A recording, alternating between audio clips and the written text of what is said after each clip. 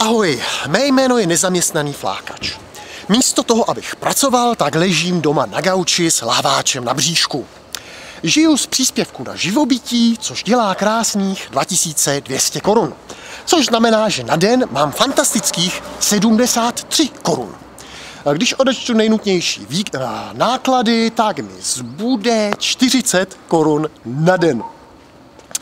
A pokud si nekoupím nikdy prací prášek, žádné mýdlo, nikdy si nekoupím oblečení a hlavně nebudu jíst, tak si můžu dovolit 5 laciných lahváčů denně. No není to luxus?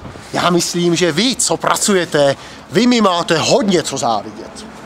Nicméně, nedávno se naše socialistická ministryně sociálních věcí rozhodla nám ty naše socky zmrazit.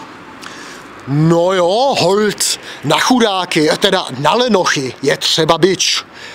Tvrdě jim šlápnout na krk, aby pracovali. Já už jsem se těšil, že mi zvýší to životní minimum o 3 koruny denně a já si konečně koupím k těm 5 lahváčům i rohlík. No ale nic, no. Takže mě to namotivovalo, zvedl jsem prdel z gauče a teď jdu na pracovní úřad vzít jakoukoliv práci. Hlavně, ať mě zaměstnají, ať nejsem nějaká socka, což jde z konťasu. Takže pojďme na pracák. Haha, dejte mi práci. Já jsem namotivovaný. Já chci práci. Mě zmrazili životní minimum, aby mě namotivovali. Jak to, že není práce? Já chci práci. Dejte mi tu práci. Práci! Práce není. Práce není. To studí, ten luxus studí.